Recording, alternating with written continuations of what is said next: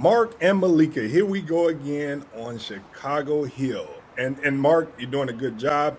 Sox cap, that's my team. I am a Sox fan. I drink with the Cubs, but good choice. Meleika, what's going on? You got your red lipstick on? Yes, I do. Oh Well, my! you might see me get my Beyonce effect going on, throughout this show today. Well, Beyonce, you are Beyonce. Beyonce ain't got nothing on you. Care what nobody say. To pick up a theme of a previous show, this is our example of black excellence here. Hello, and you know what? And we even brought some vanilla ice in. What's up? This is Ebony and Ivory, right? That's what I think the lead-in music should be. And Meleika, and I don't know if this will make it into the recording, but Representative Ford and I were talking that what we need to do is, you remember that show Queer Eye for the Straight Guy? You know what I'm talking about? Well, we need a white eye for the black guy. And what we were talking about is that you two host a show that is essentially just ask the white guy what they're thinking. Yeah, that's kind of really a show good. to have on WVON where people can call in and hear what's in a white guy's head when they need an explanation. You know, Meleika, what you think of that?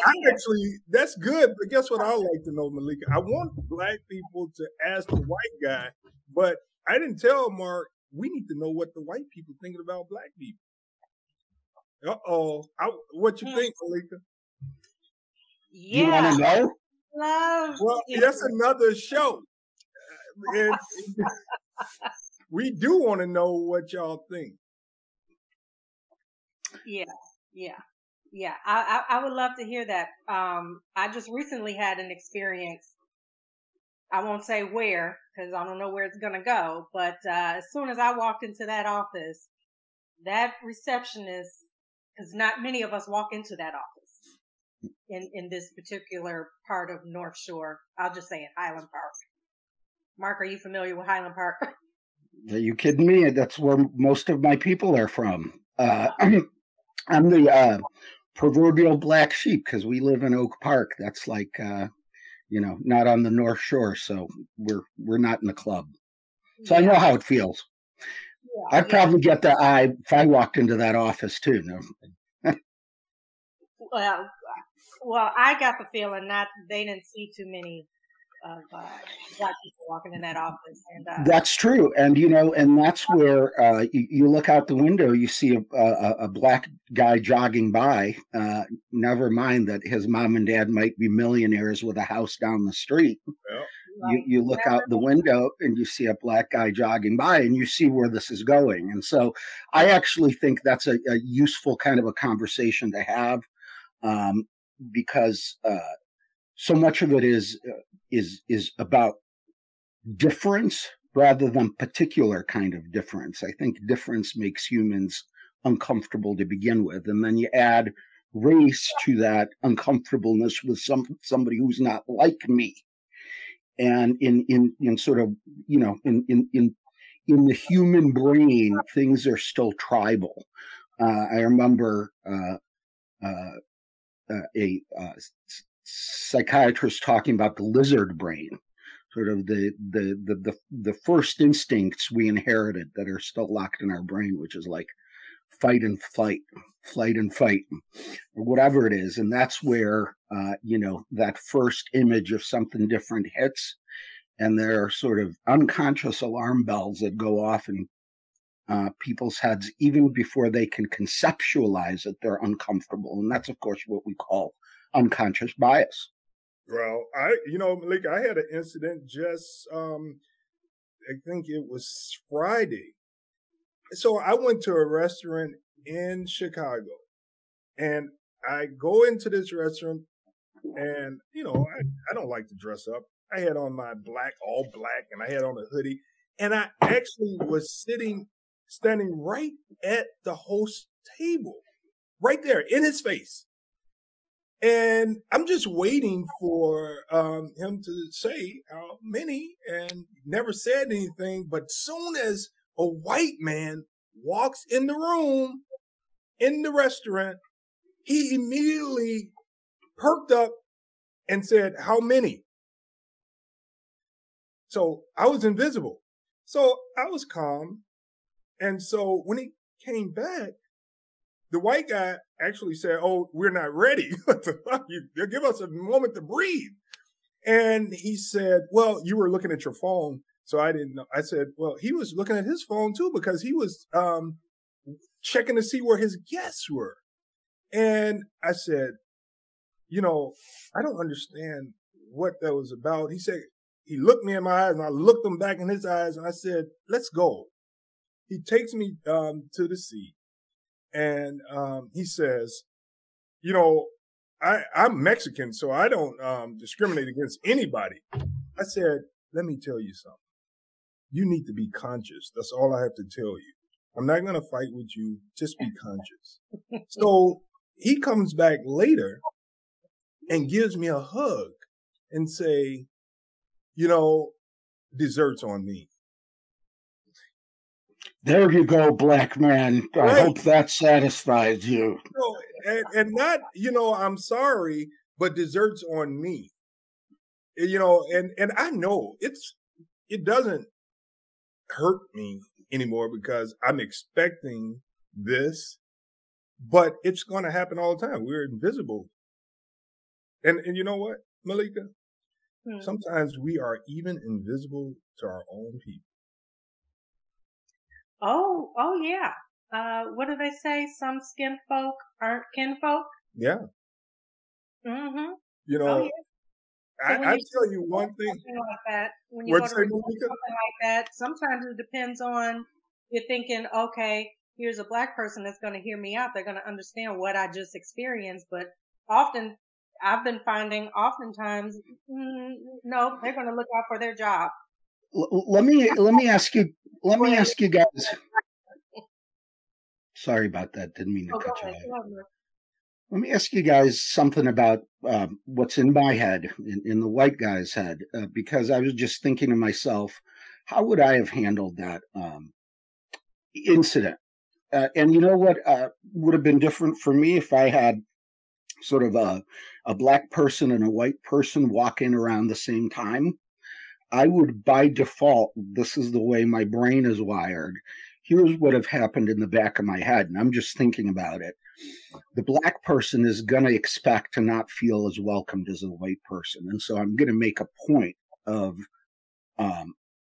addressing the black person first and helping them first, so that there is no question about who I was welcoming and who I was addressing and who I was trying to help first. And that's sort of my bias because I'm expecting that level of discomfort. And you all know, based on my own, background as an immigrant, I'm really conscious of that kind of thing. But tell me, would that be, if I'm doing that and now you know what's in my head and I'm taking you first, Representative Ford, does that bother you at all? Do you welcome that kind of treatment? You know what? I don't want that treatment. All I want is the right treatment. I come in first, you recognize me, you take me. He comes in first, you recognize him, you take him. That's the way it's got to be. I don't need special treatment. And that's what we have to realize, that black people are not looking for special treatment. We're so far in the negative where we are treated unfairly that we just want to get to neutral with our brothers and sisters. See, I gotta actually disagree with you about the treatment of black people. I think things have been behind for so long. We need to sort of prioritize it to catch up. Our good friend Leader Mary Flowers calls it positive action, not affirmative action. That's positive action. Yeah. And so I actually think that if two people walked in and one of them was black, one of them was white, one of the first things that would have happened if I took the white person, the black person would have thought, of course, he's going to help the white guy first. And to me, having this context and having, quote unquote, black friends, this is a very real issue to me. And so I feel like some positive bias, if you will, positive action is actually not a bad idea. I don't think it's bad of me if you walk in around the same time to go out of my way to make sure that the person who doesn't look like me, or maybe most of the patrons in the restaurant, feels comfortable and welcome and appreciated. And so that's really interesting, because you say, I just want to be treated like everybody else. And I guess my sense is that we got to catch up before we go to that. But we're never going to catch up, Meleika, are we, if we don't get to neutral? So we gotta really catch up, get to neutral, so that we can now, because we're not even visible. I guess the point is, if you stay at neutral, though, you're not going to get much. I mean, we need to get more than you're getting now, is my point. Sorry, Meleika. Oh, no. I love what you're saying. It's good to hear what a white person is thinking. Some white people may think, oh, the dishwasher should have used the back door. Some people might think that too. And I'm not saying that doesn't happen. I'm just saying that my own conscious bias would be to recognize the potential discomfort and the potential sort of lack of value that person might feel, and think, of course, he's going to take care of the white guy first. And so mine would have been to go out of my way to prove that person's assumption wrong. And you know what? And oftentimes you'll get, oh, well, black people get too sensitive. It wasn't like that. She didn't mean it like that. He didn't mean it like that. But, in my situation, I walked into this office. I was needing some help. I wasn't thinking race. I wasn't thinking anything. I walked in and expected just service. How wrong of me to just expect just See, service. That's what I'm agreeing with you. Yeah, that's right, Meleika. Give me service. And you know what? I am really, really all about everyone being treated equally and fairly. And Mark, you're absolutely right. We are owed, some repair, and we do need white people to be conscious about the societal norm right now and change it. And it does take extra positive action to do that. But if I'm fighting for people to be treated fairly, the restaurant is not the place to ask for reparations. The restaurant is the place to say, I come in and I get a spot because it's available. I come in and you see the order of your patron that's coming in, and you take them accordingly. That's business. And I'm all good with that. Of course, I know black people deserve some reparations in this country. And what do you say when you take the time to actually report it? Because oftentimes we just let things go, like, okay, I don't have time to deal with this. It's in God's hands. I don't have time for this. But, sometimes I will take the time to report a situation. And they're like, why did you turn it into race? Because I know that that's what it was. So Yeah. what are you all, Mark, from a white man's point of view, like, and then Rep Ford, how do you handle that? Because the woman on the phone was like, well, I don't know that you're black. She's been with us for years. There's not a problem. I say, you don't have too many of me walking through your door. So how do you know her customer service? How do you know what her customer service is like with people like me walking through the door? And she couldn't answer that. And she was like, you're turning this into race, and it's not race. It's not about race, but I know it.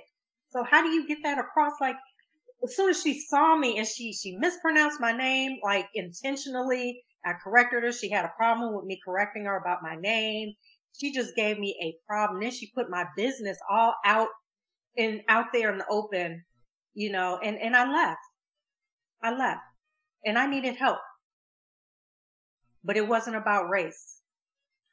That's what this critical race theory is about. And people think that critical race theory is putting down a race to build up another. That's not what critical race theory is.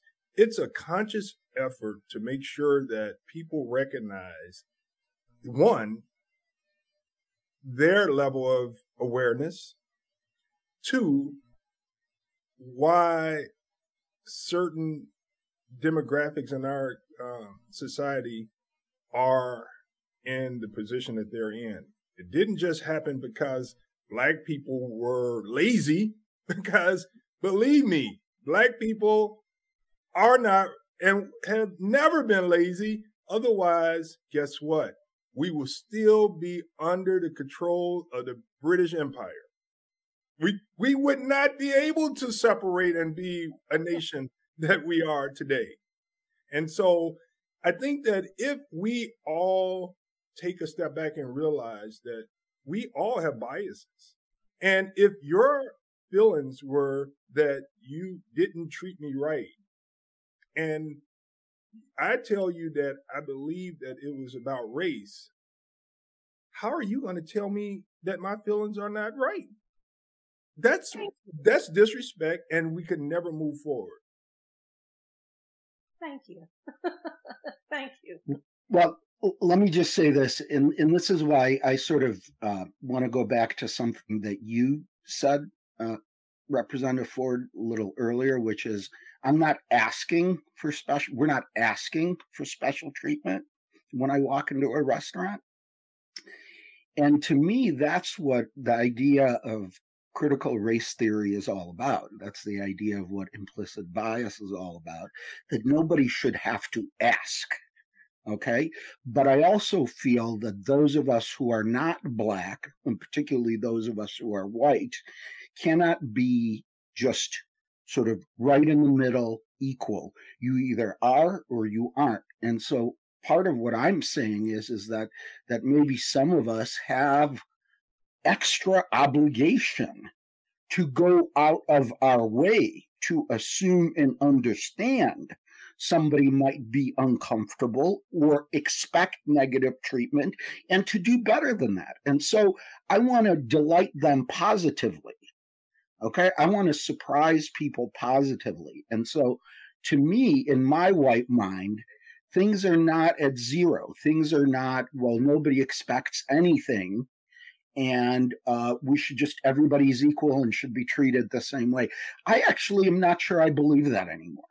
I think people who are less equal need to be treated more equal in order to balance the scales. I think you're right, but for me, I'm not going to tell white people treat me special because I'm Black. I'm going to tell white people treat me the way you would treat your own brother and sister that's white. Now, white people, I think you all should come together and say, guys, girls, we got a problem in society. We've harmed and hurt Black people so much that we should come together and figure out a way to heal the situation. And one way we could do it is be positive with our actions, to see our brothers and sisters of a different skin color, to see them. Now, remember, not just to see them, but remember, Black people tend to be invisible to white people sometimes. And I'll just close with, even the First Lady, when she was the First Lady, she talked about a time when she went hiking and she had her dogs with her. And it was disturbing to her because here she is, the First Lady, and no one even looked her in her eyes. They didn't know it was Michelle Obama. They went straight to the dogs and they loved the dogs. They didn't even look at the person that was walking the dogs. And she said she felt less than human because the white people didn't even know that I was the First Lady. They didn't even see me. They saw my dogs. I believe it. See, that's so interesting because to me, within that context, there is a different thought. And again, obviously, you cannot argue with the person whose perception is whatever it is. And obviously, you have to take the first lady at 100% value and say, sorry that happened that way. But to me, see, it's sort of opposite. Sometimes I want the Black person to be treated like, I don't want people recognizing difference within the context where all of us are just hanging out and the same. So to me, if they saw a Black person walking dogs and they didn't come up and pet those dogs and they didn't say, oh, what cute dogs, I would actually take that as sort of not even my cute dogs could bring these people around to me and make them interested. So to me, the fact that they didn't recognize the pigmentation, but did what people, look, Michelle Obama is not any different than any white guy who takes a puppy to the beach. Okay. We all expect the same reaction. You want attention from the opposite sex, you bring a cute puppy with you. It's sort of a trope. But there is some, whenever I see somebody with a cute dog, I focus on the dog. And to me, that may not necessarily be a negative thing, but there it is. I think that I took her statement as a life experience and not just that time, because I kind of said, well, I do know that that people always love dogs, but she had another experience. She was with the CIA, the Secret Service, with her girls, and they go into this ice cream shop, and it's Michelle Obama and her two girls, just happy as could be, just like anybody else that's going to get ice cream. And she's standing there and nothing. They didn't even see her. Then some other people with lighter skin came in and they said, hi, can I take your order? This is the first lady. She said, I didn't bring the CIA in to take our orders. I wanted my girls and I to just go in and get ice cream. But the first lady was invisible to the people that worked for the ice cream shop. So I think the moral of the story is Black people can't be invisible. Look at our beautiful skin. You could see us.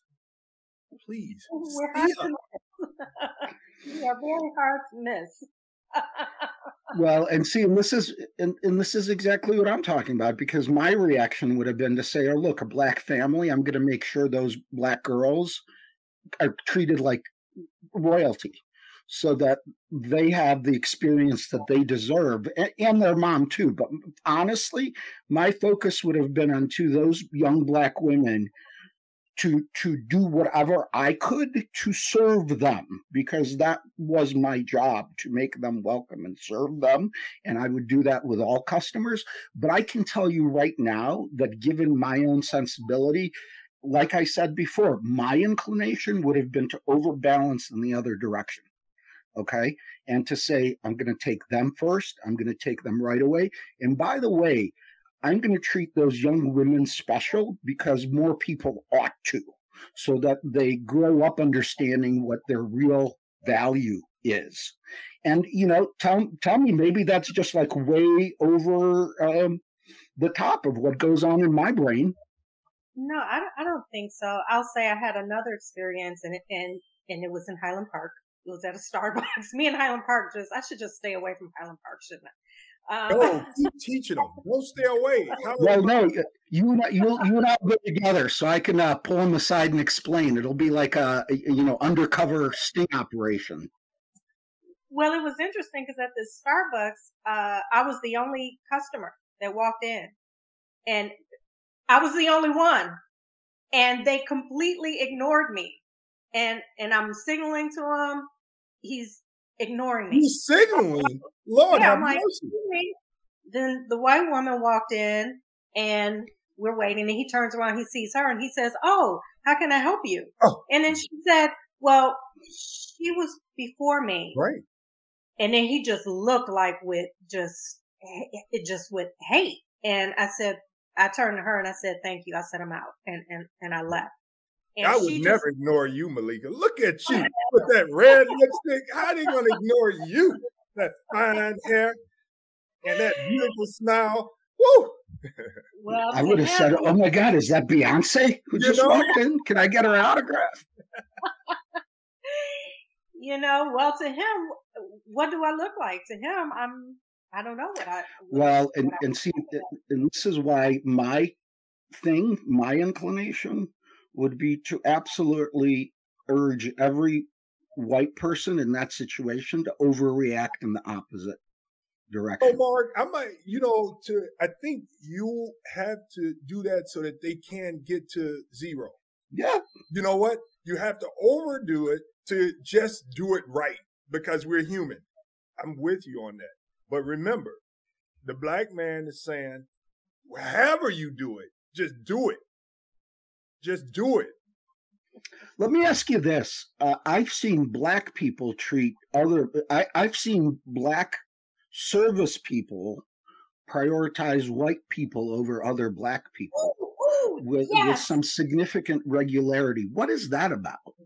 Tell me what that is about. That happened to me at I won't be calling out these brands, but yeah, this black I needed her to help me with my bottle of wine to she had to come do the keying thing if you buying liquor and check my ID, all that at the self-serve checkout. And I'm waiting. My thing is beeping, beep, beep for assistance. And then she went to the white guy next to me and his register was not saying he needed assistance. And he said, I didn't need any assistance. Wow. She was like, oh. And she said, well, I wasn't putting him before you. I was like, yes, you did. Wow. Yes, you did. It was North Shore for not Highland Park, but close to Highland Park. So yeah. Mark and Meleika, the moral of the story should be our wrap up. How about who's going first? What's the moral of this story today? Mark, you want to go first? Actually, the moral of the story is that I'm more comfortable with my attitude at the end of this conversation than I was even at the beginning. And I'm even more comfortable stating that attitude that we need positive action. And the moral of the story is, you know what? If you have to choose, if you have to make a choice, choose to do more. Choose to do it sooner. Choose to do it quicker, choose to do it better than you would for a white customer, because we have to get back to even. And the fact is that, I stand in line, and when I'm not noticed, I get annoyed, but I don't get humiliated. Right? I get annoyed because they're just not seeing me or ignoring me or whatever. And believe it happens to white people too. But the reality is that's what we need to get at, is that you're not ever going to be not annoyed when somebody is not waiting on you when you walk up to a cash register. But the reality is that it shouldn't be even a thing to think they're doing something or not doing something because I'm black. And until we get to that point, I feel like I have an obligation to overreact, to go out of my way, and to talk about it. I mean, most white people would not be able to have this conversation in this sort of honest, open, and direct way. And so I think it behooves all of us that can and should. We should go out of our way. And to me, that is part of what reparations is all about, because it's not just financial. It's making a whole community, a whole race feel as they're equal, as if they belong, as they're special. They are loved and they're appreciated. And you can't just do that doing the same thing we've done always. So to me, the moral of the story is, hey, fellow white guys, go out of your way. You know what? If you have two people walk into the store at relatively the same time, help the person of color first. Delight them. Do something that they would probably in their head think would be the complete opposite. Well, of course, they're going to take the white guy first. Change their mind. Change your mind. Open your mind, because we cannot treat everyone as if they're the absolute same, because some people need a little bit more to be same. That's what equity versus equality is all about, right? And we need equity, not just equality. That's absolutely right. And I'll give mine. I know Meleika is going to slam it at the end. But the moral of this story to me is that, one, the business community must recognize that not having qualified people work for them is harmful to their business. And they should make sure that people in their business, unless they're not in the right space, understanding how to treat people equally. So I would say that this nation needs to make sure that we have LBJ's moments all the time. LBJ always, when it was down to the voter rights, he went over and above with positive action. So ask yourself if you can have an LBJ moment every day of your life where you see a wrong and you go above with positive action to teach people how to make society better. That's my moral of the story. I just would want to break in to say, don't wait until you see a wrong. Don't listen to Representative Ford. Don't wait until you see a wrong. Do a right, even if there is no wrong. Always do right. It's always the right time to do what's right. Yes. And I wish we had more white people that thought like Mark. And we do. It's like you all need to. We're out of here. We're out of here. And have a meeting and be like, look, cut the crap and just treat people as human beings. Pretty much that's my closing. We are human beings. I know people think that we're oversensitive and everything is a race issue. We pull the race card, but look, we're walking into a business and we're not thinking race. We're thinking service. I'm here for a service. And then when we're confronted, because we know what it looks like, we know what it smells like, we know it when it's happening, we know it. And that's when we say, yes, this was about race, when all we wanted to do was give you our money and get some service. That's what we were thinking. People, I just treat everyone as human beings, please. And to those of color out there who experience the racism, you have to take time to call it out. And white people, when you see it, call it out, because they'll listen to you before they listen to our report. You have to call it out. You have to call it out. And that's my club. Well, this has been another episode of Healing a Nation. See you guys next week. Ebony and Ivory. I'll see you guys later. All right.